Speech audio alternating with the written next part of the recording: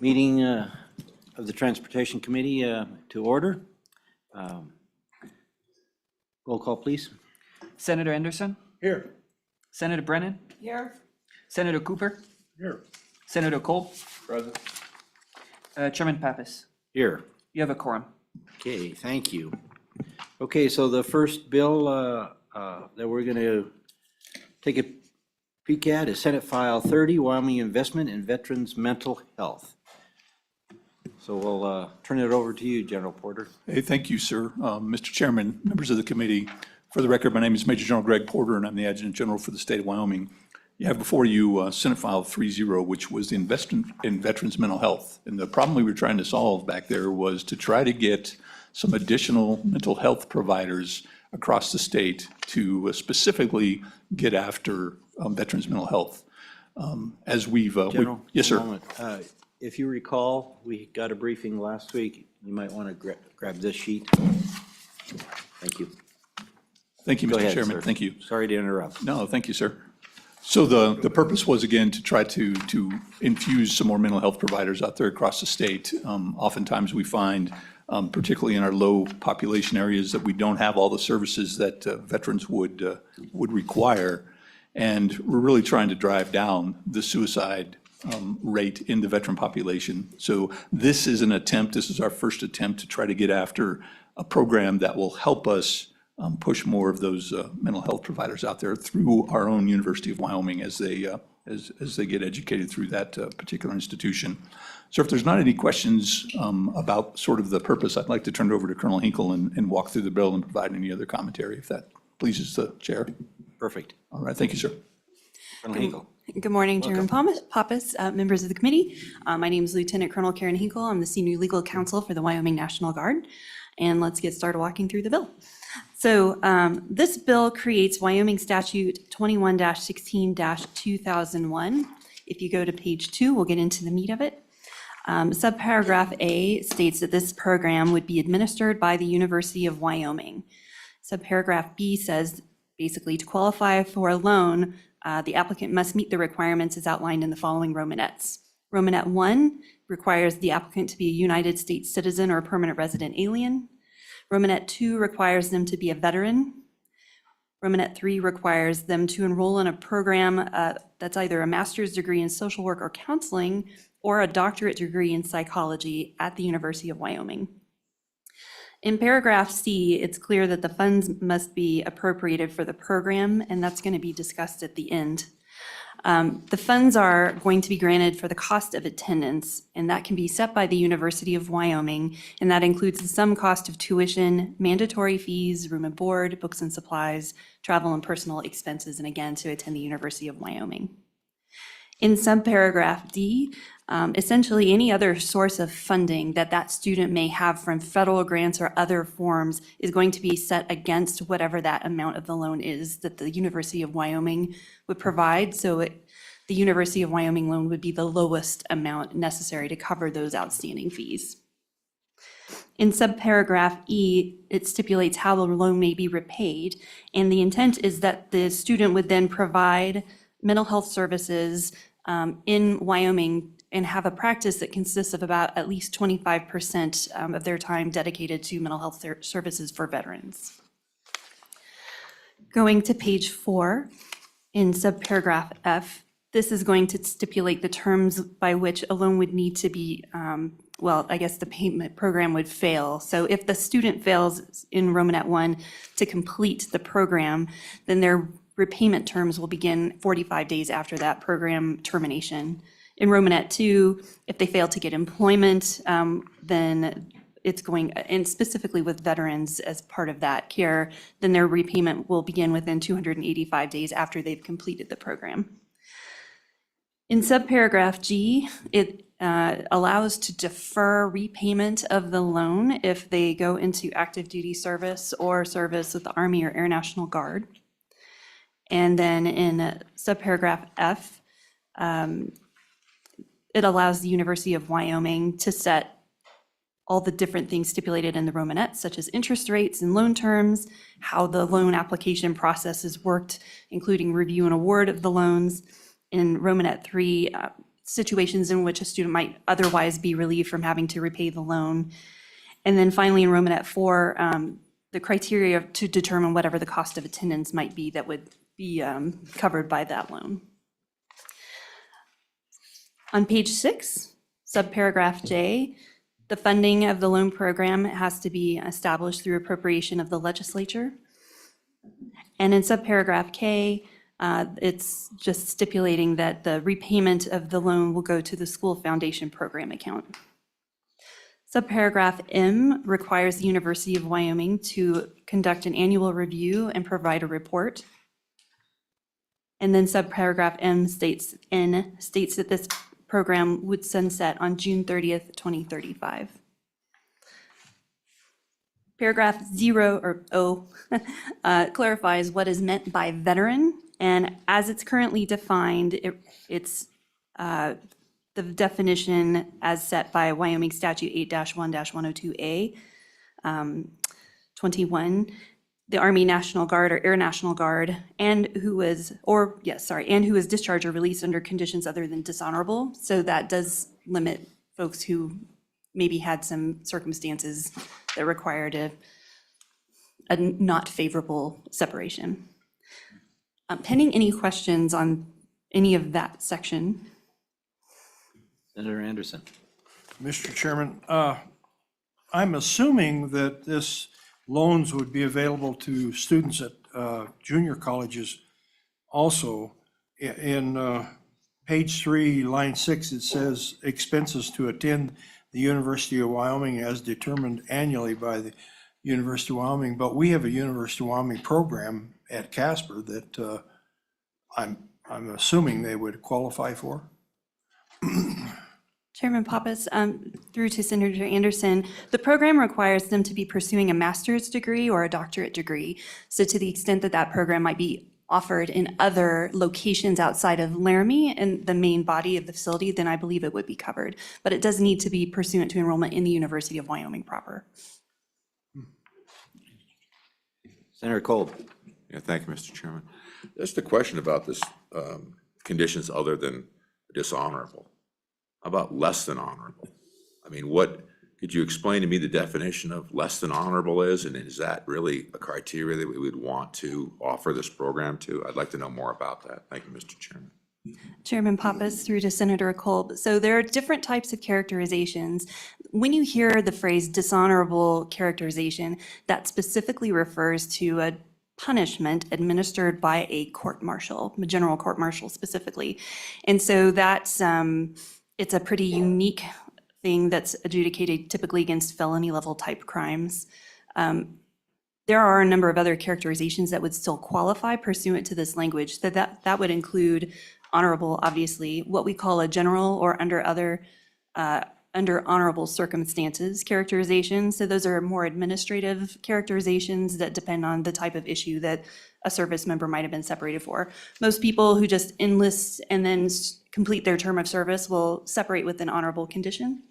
Sometimes if there are minor disciplinary infractions, you might see that general characterization or that other than honorable characterization, but that would not preclude them from enrolling in this program or being eligible to receive aid under this program.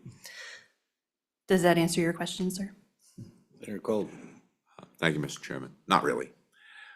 I guess my question is you get, a discharge other than honorable or less than honorable. I thought less than honorable was a categorization of a discharge, but are any of those circumstances something that would be an issue for somebody participating in a program like this?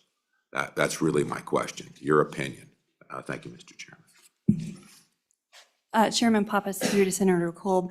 So when it says conditions other than dishonorable, then anybody who was discharged with any other characterization except for dishonorable would be eligible for this program. So the way I read this is the only exception would be those folks who went through a court-martial process and then received that dishonorable characterization as part of that punishment. I don't see any bar under the way the statute's currently written for any other service member. And that would include, interestingly, bad conduct discharges, which are the next lower level of negative characterization that you could get at a court-martial. So it's still a pretty open open set of criteria for the vast majority of potential applicants. Okay, thank you. Well, Mr. Chairman, Senator Cole, I don't know if we got to it. I mean, so that it's the characterization of service is really, there's really the first one is general, or is an honorable discharge. Next is general under honorable conditions, and then it's other than honorable. And then behind that is what Colonel Hinkle described. So if we had what we call an OTH, other than honorable, so there could be somebody with some discipline issues that would still be available to apply for this program. If you wanted to make up, raise the bar to include other than honorable and dishonorable discharges, what would certainly keep anybody that had disciplinary issues out of participating in this program if you wanted to raise the floor of the characterization. Does that make any more sense, sir? Senator Kolb. Yeah, thank you, Mr. Chairman. Yeah, that gets more to the question. My real question is you folks with the National Guard, I mean, do you feel that a person that had a discharge under that cloud, I'll call it, is going to be a good person to do what this program's trying to do? That was my question. Thank you, Mr. Chairman. Mr. Chairman, Senator Kolb, I think there's a point there. Other than honorable, I would be probably would not be as confident. And so I would certainly support, and I think we would all support if we wanted to raise it to say, other than honorable or below characterization, just to keep a firm floor on the trying to figure out to say the word of the character of the individual that was discharged, if that makes sense, sir.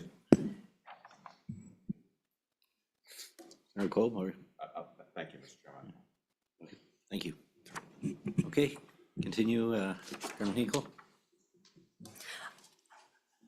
Okay, on page 7, this goes through the appropriation portion of the language. And what I would like to draw the committee's attention to is on page 15, where paragraph 15 adds in the appropriation language, setting aside the $250,000 that shall be used for the loan repayment program established under Wyoming 21-16-2001. And of note, the intent of the legislature is that the appropriation be included in the standard budget request for the University of Wyoming for the immediately succeeding fiscal biennium. Page 16 is the completion of the legislation, and I will stand by for any further questions. Okay. Committee, any further questions for the Wyoming Military Department? Okay, thank you. We'll open it up now for public comment. First, I'd ask any agencies, so perhaps the university, and then we'll open it up to general public. Good morning, Mr. Smith. Good morning, Mr. Chairman, members of the committee. Thank you for the opportunity today. I want to start by saying I appreciate the sentiment behind this bill and the challenges it's designed to address. We recognize and understand the problems.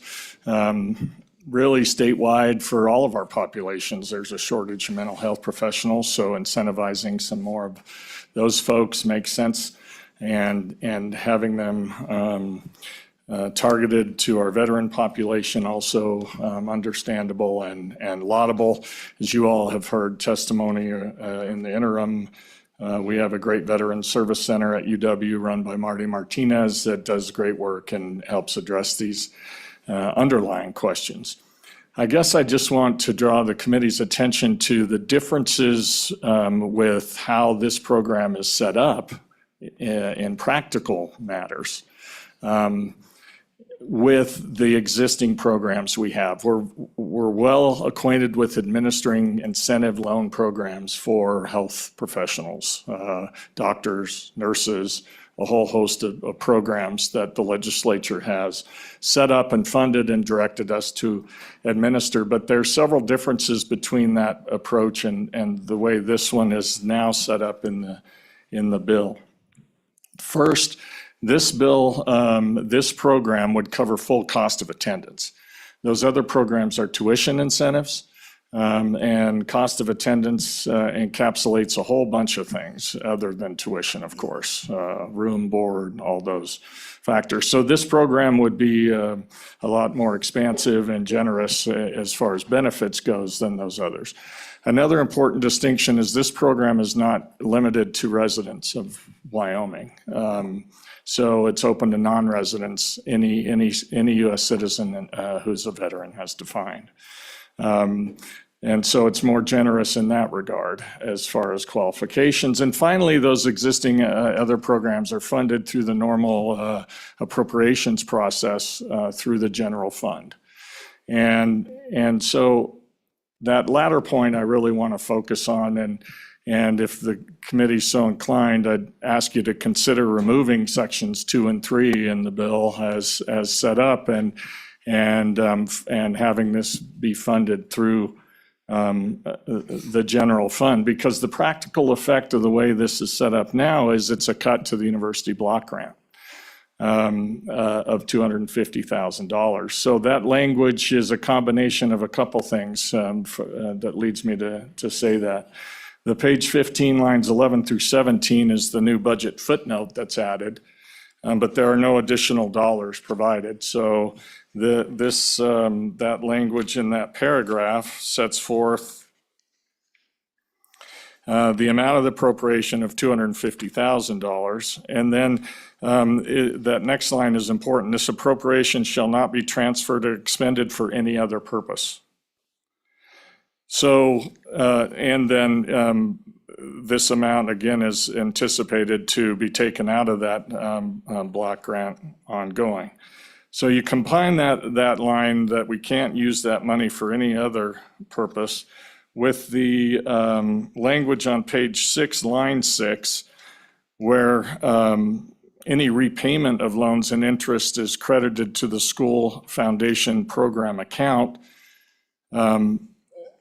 I take that to mean any money left over that of that 250 that's not used for this purpose has to go into this school foundation program account. It's basically directing us to transfer our block grant money that we get to another account unless it goes to those students. So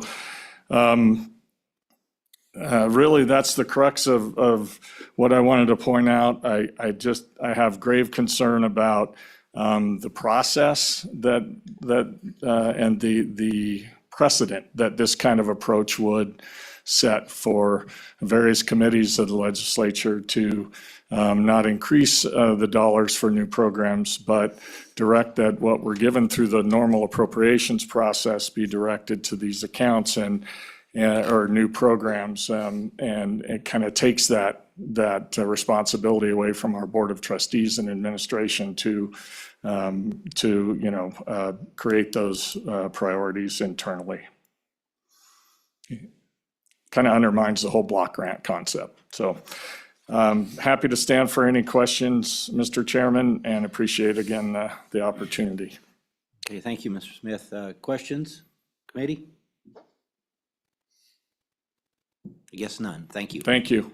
Any other public comment? Mr. Winnie?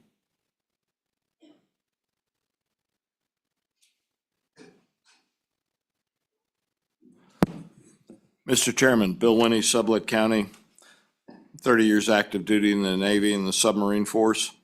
I support the bill, and I view it as particularly important. You all have heard me talk in the past about veterans' transition into the civilian world, and I would note that many of them have a quandary, and some of them turn it inward, and those end up in your suicide world. And there are others that turn it outward and they end up with legal complications, and somewhere in the middle is some of your substance abuse. There is a program going on now called Veterans Talking to Veterans, and I view this as a somewhat different program because you're talking about veterans getting, in fact, advanced degrees that help things out. But they're both pieces that I believe would help many veterans, because you can just sit down and say, hey, Here's the real world out there. I would also note that a non-citizen can be a veteran. In the enlisted part of the military, non-citizens can enlist in the military and therefore become a veteran. And there was some language in the bill that talks to how they would become eligible for this also. Subject to your questions, thank you. Questions for Mr. Winnie? Thank you, Bill. Any further public comment? Or do we have any online? Okay, I'll close public comment. Committee, what's your pleasure? Move the bill. It's been moved by Senator Anderson. Seconded by? By Senator Kolb. Okay, discussion, committee. What are your thoughts? Senator Cooper. Thank you, Mr. Chairman. I do have a couple of concerns. I don't see where it says anywhere that that this person would have to practice in Wyoming. Not only do they not have to be a Wyoming resident, they don't have to practice in Wyoming. So we're putting the bill to help educate somebody that will likely go to another state to practice. That bothers me a little bit. And secondly, is the funding of it. I don't believe this should come out of the block grant. I think I'd have to agree with Mr. Smith, who said that this was effectively a cut to the block grant. It's a well-used cut, no doubt, but that's effectively what it's doing, because it does return the funds directly to the state rather than back to the university. Any unused portion, or I'm not sure even where the loan payments go, if they go to the state or to the university. So I do have some real concerns on that part of it, but I don't have a remedy for it right now. Senator Kolb. Yeah, thank you, Mr. Chairman. Yeah, during the interim, this was heavily discussed, and it went back and forth about the funding, and it was decided with the interim committee that this was what we agreed upon on a funding mechanism. I don't disagree with the issue about the recipients of this program, that they should practice within the state of Wyoming. I think the nuance would be as well, how many years would you make them practice for? I mean, how many years of commitment would you have? And I agree, if we're going to train folks and expend money, no matter where that money came from, it should be for the benefit of the state of Wyoming and not for, some other state. I think that's definitely something that I don't know if you're ready for an amendment proposal, Mr. Chair. I mean, I'd be willing to make that amendment at the proper time. Okay, Senator Kolb, are you also thinking that the applicant should be a Wyoming citizen?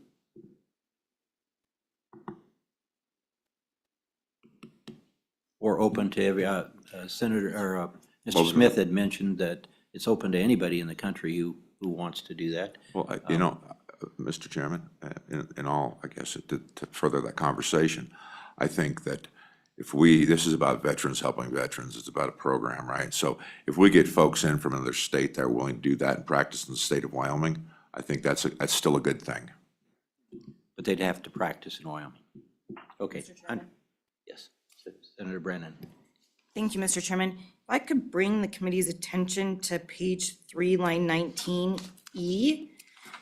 If we just read that paragraph, it does talk about that a recipient of a loan under this section may repay the loan without monetary payment by working not less than 25% of his working hours, providing mental health services within this state to veterans. To qualify for repayment under this subsection, work shall be performed within the minimum amount of time necessary to repay the loan plus 3 years. So I think we do have that in the bill. Okay. Also, I have an issue with taking the money out of the block grant as well. But when the loan is repaid, you'll see that it's doesn't go back to the university. It goes to the school foundation program, so we're taking it out, and then when it's repaid, it doesn't go back to the university. So I think that's an issue in my mind as well, if we're gonna leave it with the appropriation as shown. Mr. Chairman? Senator Anderson. Mr. Chairman, I also have a problem with that, where it goes back to, we take it, if we take it out of the general fund, then it's credited back to the school foundation program. I'm not sure that's right. Okay, further discussion? Mr. Chairman. Yes, Senator Cooper. I'd like to suggest this bill go back to interim again, to fix the issues with it for the funding. I like what the bill does, but I'm just not sure that it's right at this time to bring a bill forward that's just really not defined properly. So we do have a proposed amendment in front of us that would delete section 2 and 3 and put it back on the general fund. So that would take care of the funding issue for the university. I think we probably, I don't know that we'd want to personally take it back to interim. I think it was worked fine through the interim. We had a lot of discussion on it. I think we can handle the funding issue. I agree that maybe we need to tighten up a little bit language on some of the qualifications for the dishonorable, and hopefully Senator Cole will further an amendment for that. But other than that, I don't think, if we look at that proposed amendment and pass that, I think that my mind makes it palatable for me. My 2 cents worth. So I'll entertain amendments if you're ready for that. Mr. Chairman, I would move this amendment that we have before us, proposed amendment number 1, which deletes section 2 through 4, I think it is, isn't it? Correct. It deletes lines Page 5, page 7 through 15. 7 basically. through 15, Yeah.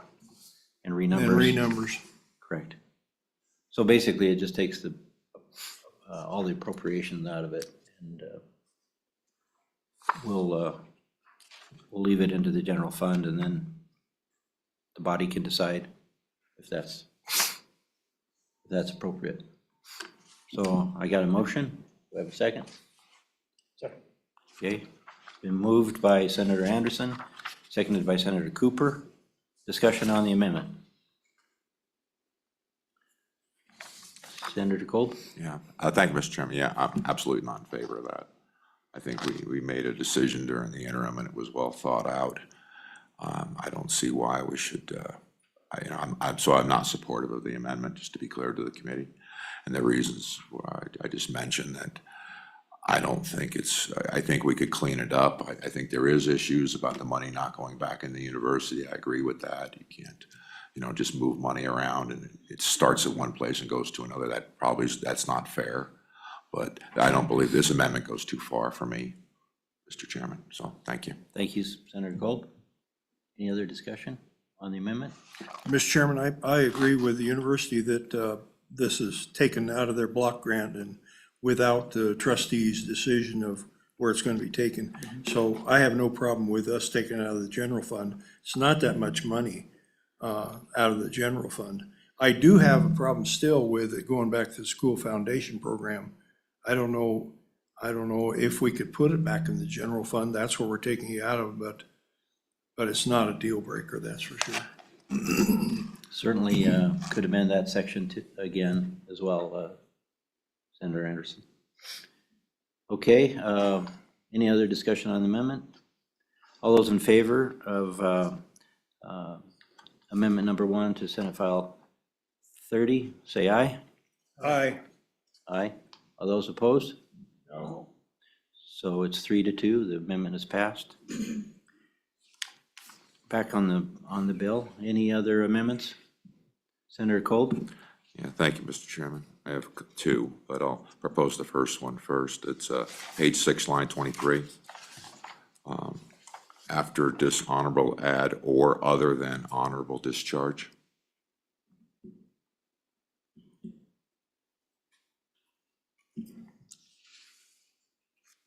And to be clear, Mr. Chairman, that's. Do I have a second?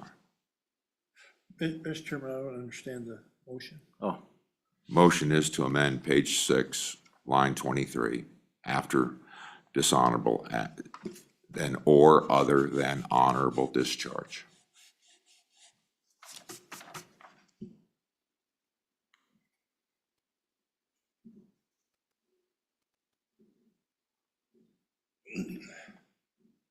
Second.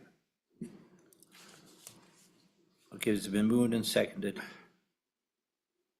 I think there might be two, there's some syntax there that might need to be fixed, but we'll let LSO do that. Or, yeah. Yeah. or- Okay, discussion on the amendment. Senator Cooper? Thank you, Mr. Chairman. I believe people make mistakes, especially when they're young.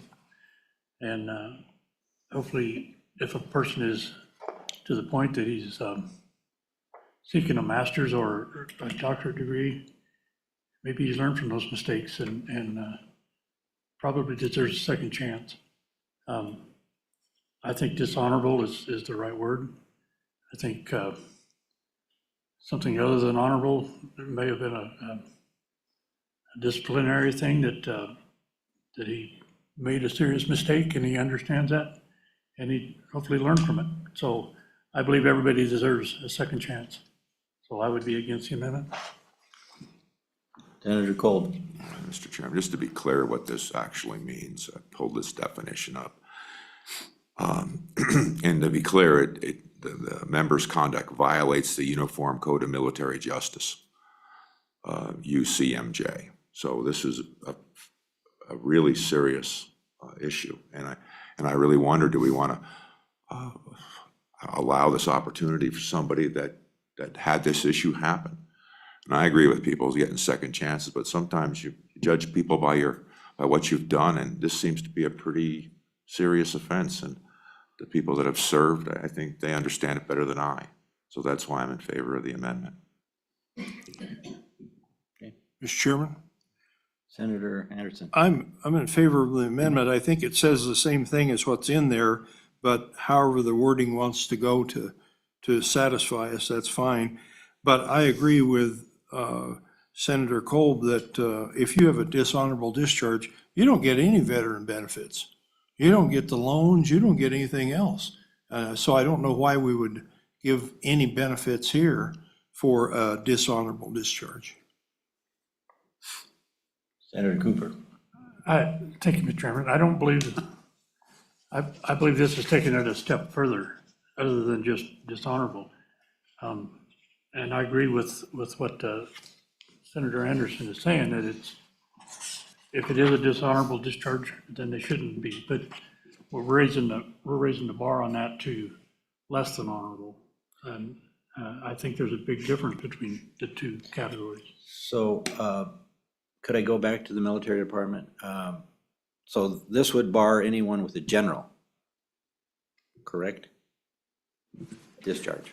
Chairman Pappas, to answer your question, anytime that I see the language other than honorable, it raises questions about what exactly the intent is. And the reason for that is because we have administrative characterizations that are honorable, under honorable circumstances, which is this middle tier general category, and then under other than honorable circumstances, or on the Army side, it's OTH, which is other than honorable. So of those three categories, the first two generally, if you look at the VA, for example, they don't disqualify anybody from receiving VA benefits if you have one of those first two categories. That third category, which is your other than honorable or your under other than honorable circumstances, depending on your service, that last characterization is typically reserved for pretty serious misconduct that wasn't adjudicated for whatever reason by a court martial. And so that category would probably be appropriate for consideration to exclude from benefits, but I would be hesitant to say the same thing for a general, that second category, just because sometimes those are people that have had disciplinary infractions under the UCMJ, but they're typically more minor. Sometimes those are concerning disciplinary infractions, like the most common one is probably drug abuse. Sometimes those are issues that come from people's youth. Sometimes they're more serious problems, and what's difficult is that you can only really assess that on a case-by-case basis. But to be consistent with the VA, it would make sense potentially to align that with honorable, and that, I want to make sure I say it right, that general under honorable conditions language would not be a bar. And then I think the other than honorable OTH or under other than honorable circumstances or conditions on the Air Force side makes sense. The one that we're missing is bad conduct discharge. So that is in the same category as dishonorable, which is somebody who has had an offense adjudicated by a court martial. And again, those can be serious offenses, but they could also consist of drug offenses or things that are a little bit more minor. And it just depends on what the committee's intent is in terms of how restrictive you want to make application to this program be. And without doing a case-by-case review, it's impossible for me to tell you what % of those would be more minor infractions that you would want to open the door to versus things that might be more serious, but just ended up getting a bad conduct discharge versus a dishonorable because of other circumstances. I hope that helps provide some framework. I think my recommendation would be probably to leave the amendment as it is, and I think that allows us the wiggle room. I think it covers it similarly to the way the VA does, and then we could work with it from there. Thank you. Senator Brennan? Thank you, Chairman Pappas. I am going to agree with Senator Kolb on this one. I think we just need to vote down the amendment, keep things as is, and we're also talking about a degree that people are going to have to go through background checks and things before they can practice. So I think there's going to be some things that would work themselves out, and you're not going to have the issues, I think, that we're trying to deal with. I think they'll just work themselves out as written. So Senator Brennan, you said you agree with voting down the amendment, but Yes. that was Senator Kolb's amendment was to add those words. Are you agreeing to add those words? I am disagreeing Oh, okay. with So- adding those words. Okay, Sorry to be confusing. I'm agreeing with Senator Cooper that Cooper. we do not want this amendment. okay, thank you. Mr. Chairman, Senator Cooper. one additional comment. To what Ms. Hinkle just said. Some of these charges have not been adjudicated in a court martial. If they had been adjudicated in a court martial and found guilty, then they probably shouldn't be eligible for this program. But these charges have not been adjudicated, is my understanding. And I believe they're innocent until proven guilty, and they haven't been proven guilty. Thank you. Any further discussion? Okay, all those in favor of the motion to add the additional language on page 6, line 23, say aye. Aye. All those opposed? No. That amendment has failed. Okay, any further amendments, committee? Senator Kolb. Thank you, Mr. Chairman. On the issue about any unspent monies in this fund, I believe they should go back to the general fund.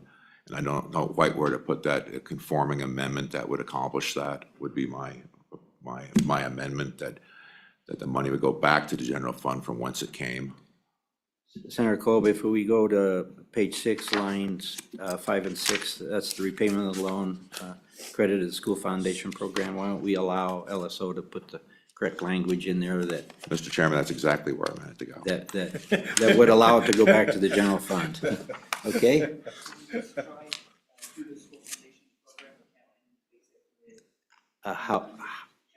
If that's the proper language, I'll let LSO decide if that's how we do it. Second. Okay, it's been moved by Senator Kolb and seconded by Senator Anderson. Any discussion on the amendment? Seeing none, all those in favor say aye. Aye. Those opposed? The amendment has passed. We're back on the bill. Any further amendments? Okay, let's take a roll call. Senator Anderson, Aye. Senator Brennan, Aye. Senator Cooper, Aye. Senator Kolb, Aye. Chairman Pappas. Aye. 5 ayes. Okay. Thank you. Anybody care to carry this one on the floor? No volunteers, huh? Oh, I'd volunteer. Okay, Anderson. All right, thank you. Okay, our next, I am such a volunteer. Yeah. our next bill is Surviving Parents of Gold Star Veterans Exemption, Senate File 102. Let's take a moment. Pierre, would you go next door and ask Senator Landon to please come in? He's going to be presenting this bill. So give us just a couple of seconds to get Senator Landon in here.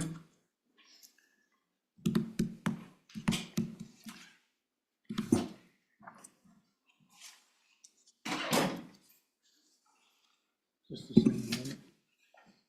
I believe you did.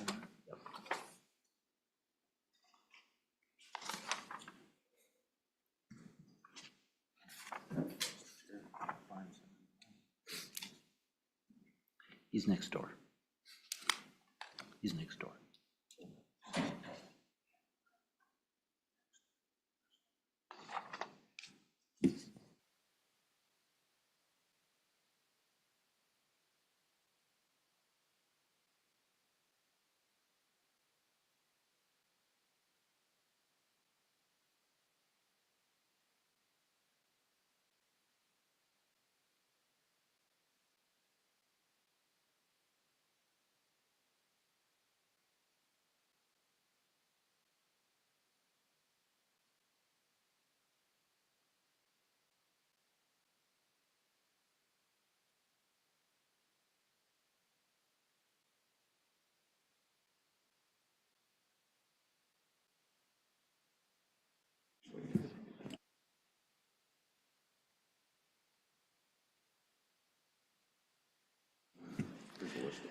Welcome, Senator Landon.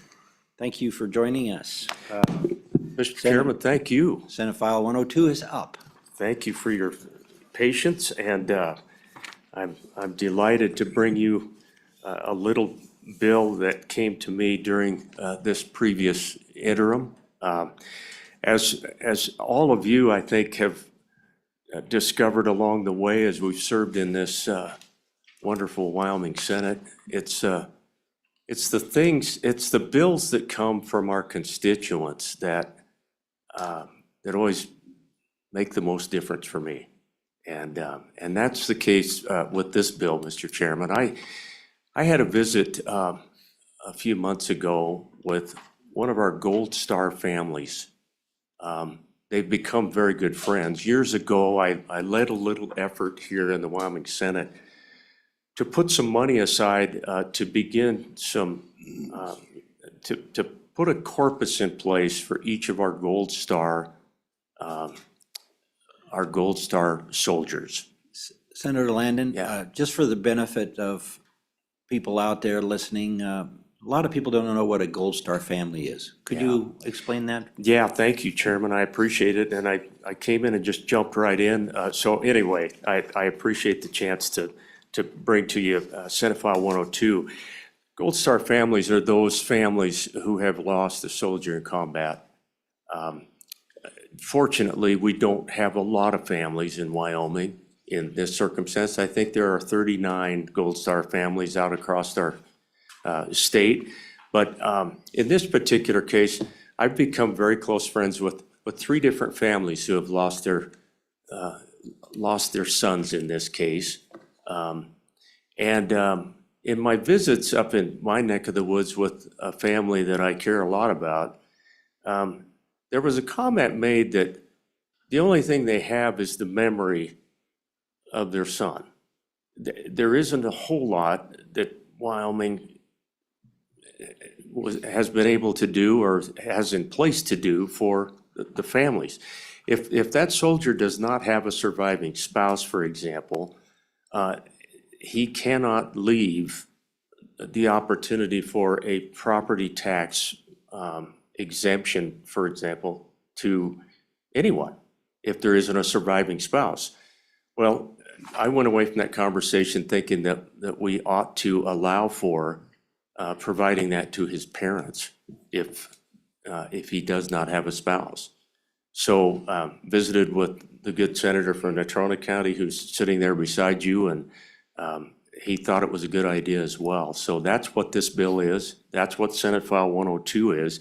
It is a bill that would allow for a property tax exemption for the parents of a Gold Star of a soldier who dies in combat. If he does not have a spouse back home, he can leave that benefit, that exemption, to the parents. I'd be glad to walk you through the bill if you would like me to do that, Mr. Chairman. That's kind of the background of the bill and why it's here. Thank you, Senator Landon. I think the bill is fairly self-evident. I do want to bring to the committee's attention that if the parents are separated, the benefit goes to each of the parents. So it may be 2 exemptions for one person who is passed away in a combat situation. So other than that, I Appreciate that, Mr. Chairman. Just a couple of things. Committee, I did bring a proposed amendment to you. That was our staff that caught a little bit of a drafting error that they would like to see us correct. I also provided to the chairman the agency estimate. As you can see, the fiscal impact is not dramatic at all. That's really, in my mind, secondary to what the purpose of the bill is. This is more of a tip of the hat and a show of our appreciation to the families than it is, a monetary amount. This is, so 39, Title 39 is the taxation and chapter, and the taxation title. The 13 is the ad valorem chapter, and this goes into section 105 primarily for this bill, Mr. Chairman. The bulk of it, to understand what the bill does, is at the top of page 2, and then the rest of the bill is really conforming language to bring the other parts of the statute up to where we need them to be. A couple of years ago, this exemption was raised from $3,000 of the assessed valuation to $6,000. And so we raised that benchmark a little bit to cover what we thought it should. So be glad to answer any other questions that the committee might have. Committee, questions? Okay, thank you, Senator Landon. Thank you. Okay, agencies, military or the Veterans Commission? Well, good morning, Mr. Chairman. Tim Shepard with the Veterans Commission. Good morning, committee. It's my pleasure to be here this morning. Last week, the commission, all 12 commissioners, were able to meet and discuss specifically this bill. I can tell you that their voice was unanimous in support of it. We think it's just a wonderful way to ensure that we do take care of our Gold Star families. So with that, I would stand for any questions. Questions, committee? Thank you. Appreciate it. I know we have the Department of Revenue here. Would they care to comment?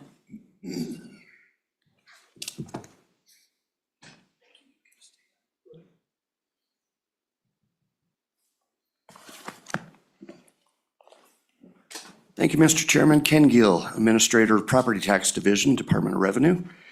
Nice to see you this morning. Don't get in this committee very often. This is a rewrite, like the good senator said, this is a rewrite of 3913-105, and it adds in the Gold Star families. and the surviving spouse.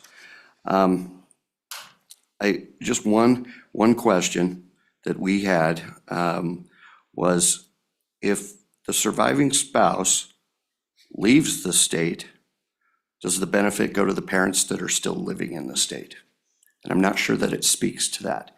So it's just a question, and it would be obviously a policy decision for the group. But just a question on that.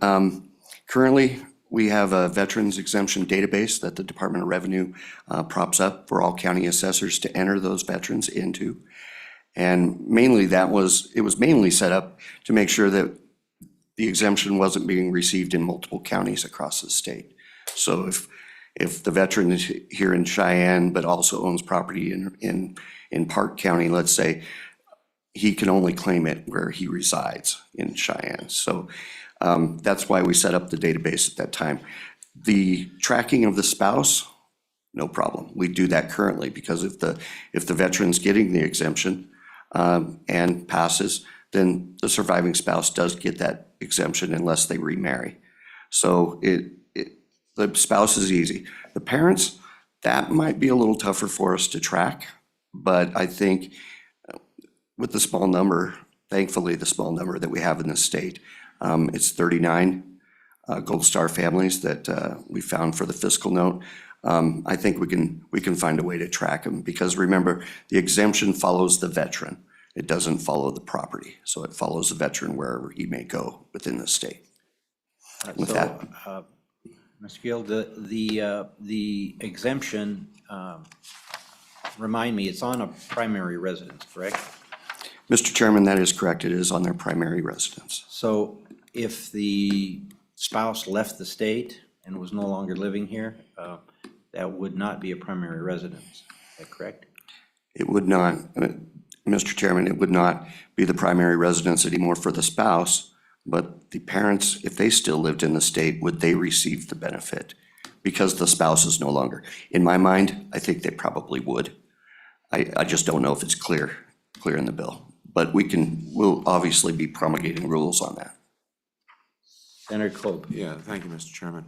Yeah, I'm confused. I don't get why you have this contortion here. It says clearly, it says clearly in the bill, I guess, would you point out clearly in the law where you see a conflict, where you would have a problem if the spouse left the state and there's a parents left? Where in this bill does it say they're able to apply for this under that circumstance? I mean, if there's an issue, I'd certainly like to know about it. Thank you, Mr. Chairman. Mr. Chairman, Senator Kolb, great question. I don't think it does. It's just a question that came to our mind, that if that spouse were to leave the state, would the parents that still live in the state receive that benefit? And because the spouse is still surviving, right? The spouse is still alive. And it says surviving spouse, but if the spouse were to pass, then it goes on to the parents of the Gold Star family.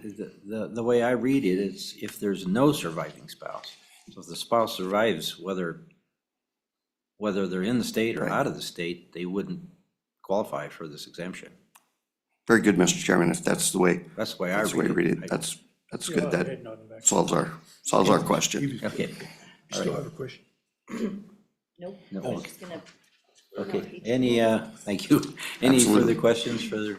Yes, Mr. Chairman. Yes. Back to your 2 or 3 counties. If the parents are separated and in 2 counties, they can receive the benefits in each county, is that correct? Mr. Chairman, that is correct, Senator Anderson. The way this is written, if they lived in separate counties within the state, yes, they absolutely would receive that benefit in each county. Okay, thank you, Mr. Gill. Other questions?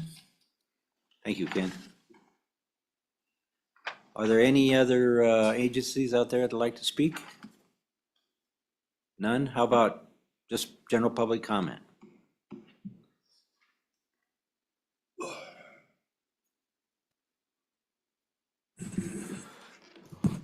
Mr. Chairman, Bill Winnie, Sublette County.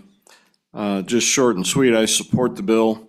When a family loses a Gold Star, an active duty member, son or daughter, it leaves a hole in the family. I recently saw near and dear out in Sublette County a young man that was one of the 13 at the gate in Afghanistan, and I saw the effect on the family. And it just leaves a hole. It's our attempt to make up to the family in some small amount the loss of that member. Subject to your questions. Thank you. Thank you, Mr. Whitney.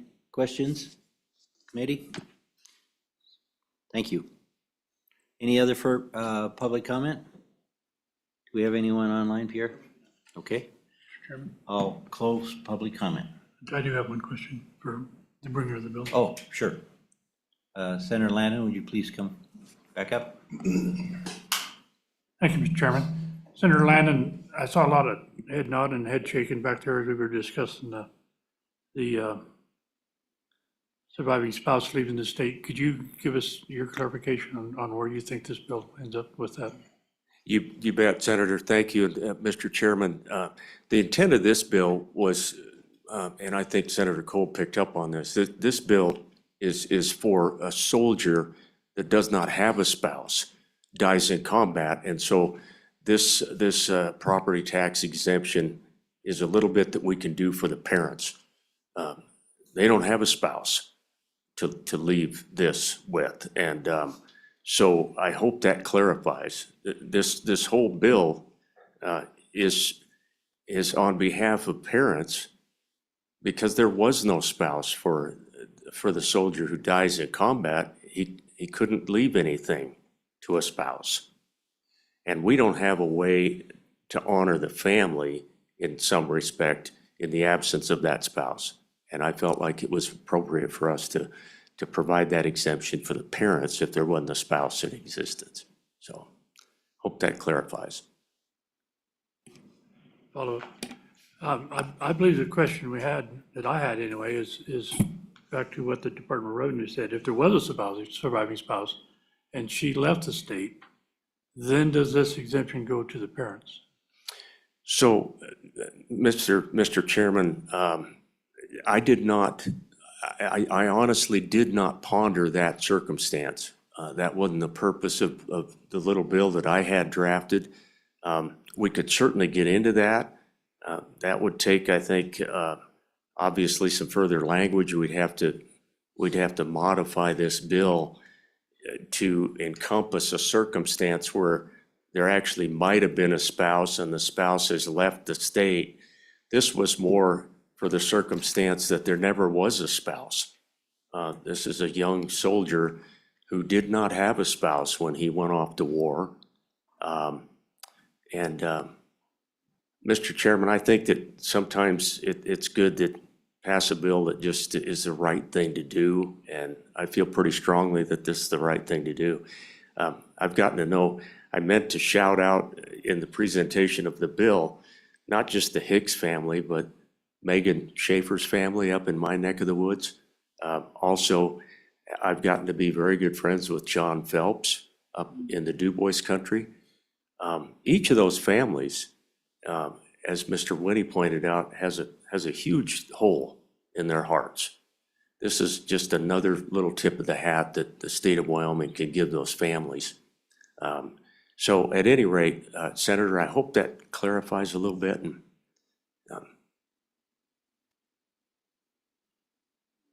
Senator Kolb. Yeah, thank you, Mr. Chairman. I'm gonna, please allow me this latitude. I want to thank the good senator here for bringing this bill. It's honestly one of the most well-written bills I've seen, complete. And it's de minimis, the amount of money this costs, and I really do appreciate you bringing this forward. And I just wanted to thank you publicly. yeah, thank you, Senator. I appreciate it. And I wanted just to bring up one point that the Department of Revenue mentioned about tracking parents. They say they track spouses, but I don't really think that it's necessary to track parents. I think it'd be incumbent upon the parent to know about the exemption and apply for it. And then once they apply, then whoever needs to do due diligence to find out if they are, if it's actually an application that is correct. Then, but I don't think the state is encumbered into tracking parents now, so. Mr. Chairman, that's very well stated.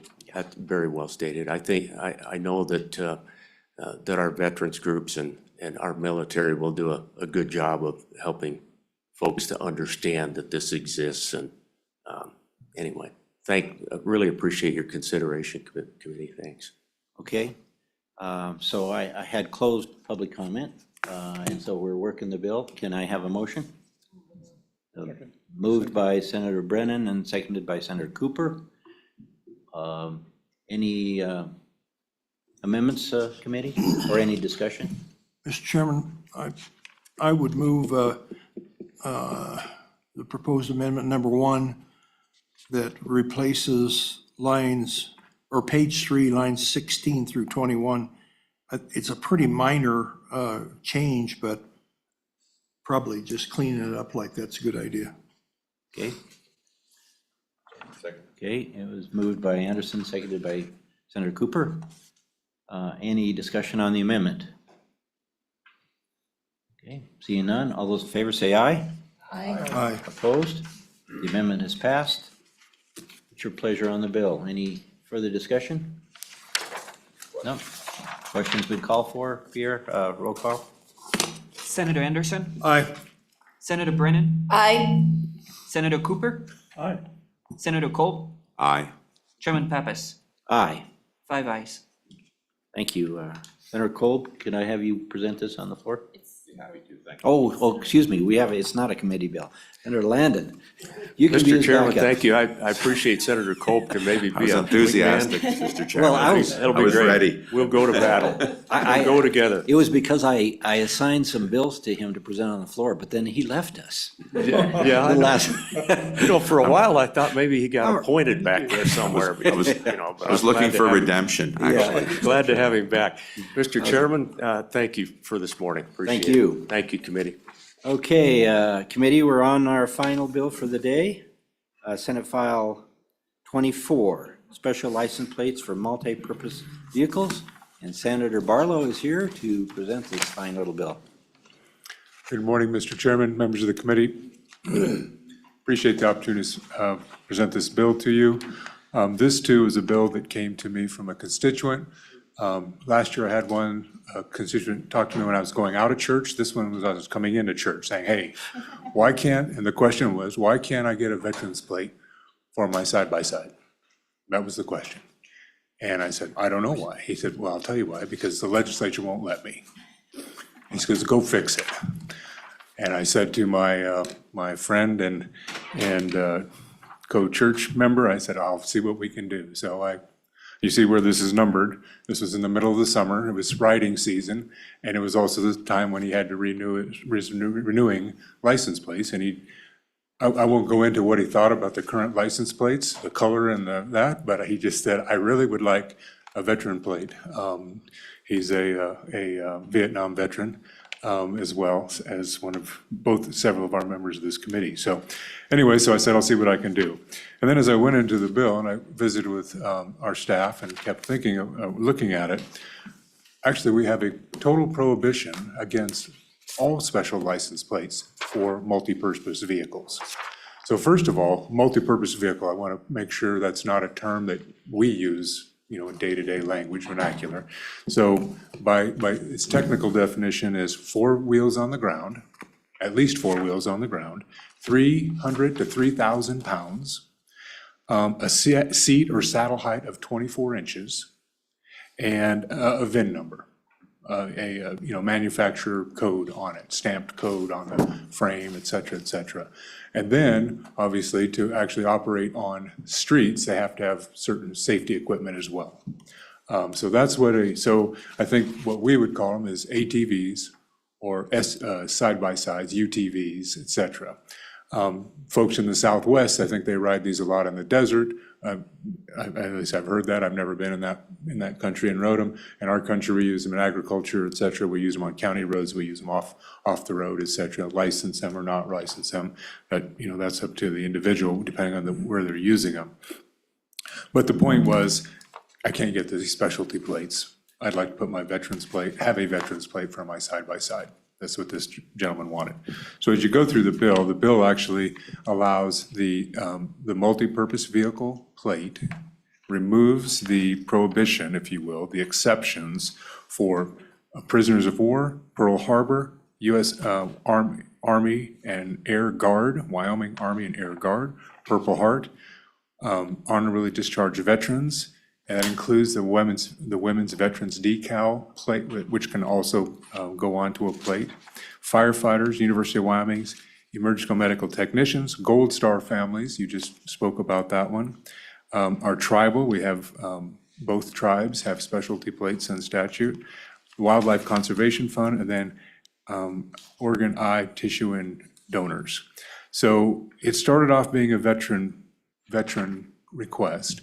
And then as I looked at it, it just didn't make sense that all these other plates had some prohibition. So for me, it was, either we do it for all these type of plates, or we just leave it as it is and nobody gets to use them.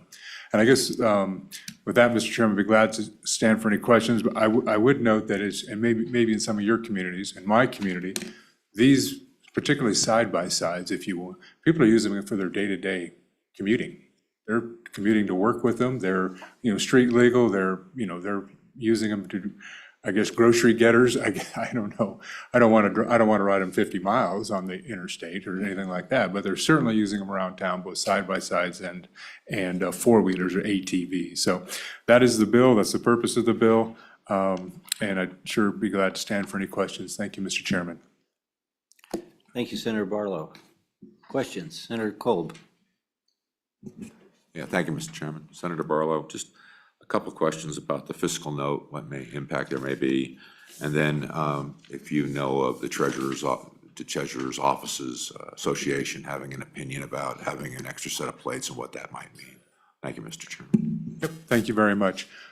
So I didn't look behind me, but I would imagine someone from Department of Transportation is here. And I ran this bill by them as it was being drafted, et cetera. And they said it's certainly something they can manage. They're already managing motorcycle plates, other ones that have a smaller demand, if you will, than motor vehicle plates. So they felt like it was manageable. As far as the inventory, having plates on the shelf, I did not actually visit with the Treasurer's Office, who would be responsible for that, about how many of these plates. But anyway, so I don't have an answer for you on that one, Mr. Chairman, Senator Kolb. Thank you. Okay. Questions? Further questions? Thank you. Thank you. Anyone from the department agencies like to speak?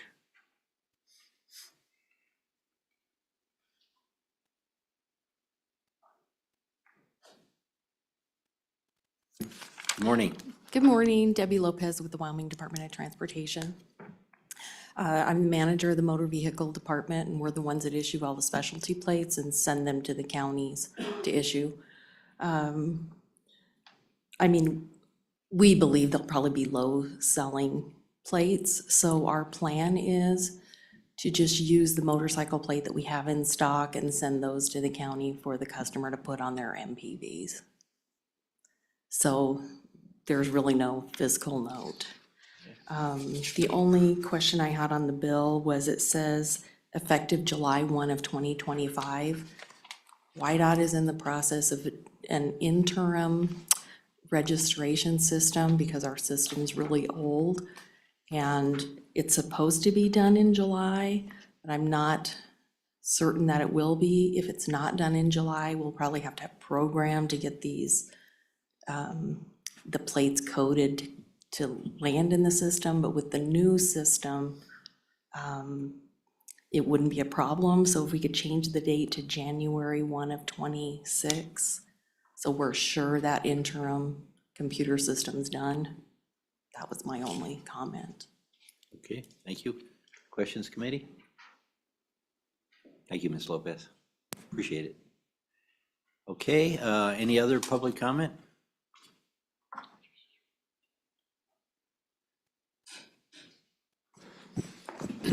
Mr. Chairman, Bill Winnie, Sublette County. As a disabled veteran, I have a plate on one of my vehicles, so I probably wouldn't necessarily be eligible to get one of these on a multipurpose vehicle, but I do have one. And I'm sure there are those in my neck of the woods that would like something like this. In fact, in my neck of the woods, it's useful to have snow tracks on your MPV, which I do. But at any rate, I think this is a good idea. It expands it to other vehicles that may be of primary use. I have used this, in fact, to travel 30 or 40 miles in the summertime on wheels. It would be a much longer trip on tracks. So I support the bill, Mr. Chairman. Thank you. Subject to your questions, thank you. Questions? Thank you, Mr. Whitney. Any further public comment? Here, anyone online? Okay, we'll close public comment. Senator Barlow, do you have any issue with changing the date? Thank you, Mr. Chairman. No, I have none at all, and I appreciate that being brought up by the department. So on July 1st of 2020, or excuse me, January 1st of 2026 is quite appropriate. I just want to make, Mr. Chairman, if I could, make one comment about the commercial vehicle. It's still disallowed, all of these specialty plates for commercial vehicles, and that's because of the IFTA and other things. It's not because of I didn't want it. We had this conversation. I had this conversation with the department, and they said, yeah, we really do not want to do that. So I just want to bring that up because every place where we strike multi-purpose vehicle, right before that, it says commercial vehicle. And we did have that conversation. So thank you, Mr. Chairman. My apologies. Senator Kolb. Thank you, Mr. Chairman. Senator Barlow, I did have a question. I guess I didn't realize one set of plates is allowed to be issued for a veteran's plate or whatever it may be. We couldn't get a set of plates for your UTV and your vehicle. Is that the intent, or maybe I'm misreading this? Could you clarify? Thank you, Mr. Chairman. Thank you, Mr. Chairman. So, and I think there are different, numbers for the different plates, and maybe the department can clarify this. Certainly, I agree with Senator Kolb. If you look at page 2, line of 12 into 13, it's one set or 4 of a specialty plates. And that is specific to the Pearl Harbor Army Guard, Purple Heart, Armorly Discharged, and then, yeah, those. Now, I think if you go, Mr. Chairman, if I could, if you go to some of the others, I honestly don't know if it has that same limitation of number. So I apologize. I can't speak to that. If it makes out of this committee, I'll be able to speak to that more intelligibly. But yes, at this time, it is 1 there. Thank you, Mr. Chairman. Thank you. Mr. Chairman, may I offer a point of information to the committee? Sure. In the case of the disabled veteran license plate, which I have on one of my vehicles, there is a tax exemption that goes with it. I don't know if that applies to some of the other categories, but the point being, the tax exemption goes to a single vehicle, and hence, I believe that is the nature of that restriction. Subject to your questions, thank you. Okay, thank you. Could we ask the department to come up and clarify that point? Ms. Lopez, maybe you can shed some light for us. Mr. Chairman, the one limit plate is for the DV plate because it's the free plate. So all the other plates, like if you have 10 vehicles and you want 10 military plates on every vehicle, you can do that. So the DV plate, there is you can get 2 DV plates if one is for your car or truck and one is for your MPV or motorcycle, but only one is free. Okay, But that's the only one that has the limit. thank you for that clarification. Appreciate that.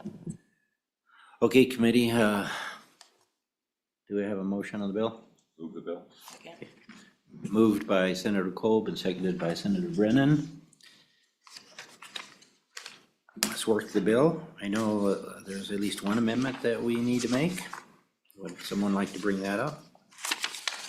Well, I'd move that we change the effective date from July 1, 2025 to January 1 of 2026. Second. Moved by Senator Brennan, seconded by Senator Anderson, to change the date to January 1, 2026. Any question, any discussion? All those in favor say aye. Aye. Opposed? That has passed. Any further discussion on the bill? Seeing none, could we have a roll call? Senator Anderson, Aye. Senator Brennan, Aye. Senator Cooper, Aye. Senator Kolb, Aye. Chairman Pappas. Aye. 5 ayes. Okay, that's passed. Senator Kolb, how about this one? That was a personal bill. Would you like, I'm trying to give it, I'm only kidding. I'm gonna give him a bill sooner or later. Okay, thank you, committee. Just for some heads up, we have 7 bills left. I do intend on taking we have 2 military bills. For sure, I'm gonna take those on Tuesday, along with probably 2 or 3 other bills. We'll probably notice 4 bills and maybe a 5th one if time allows. Okay. All right, I'll adjourn this meeting. Thank you.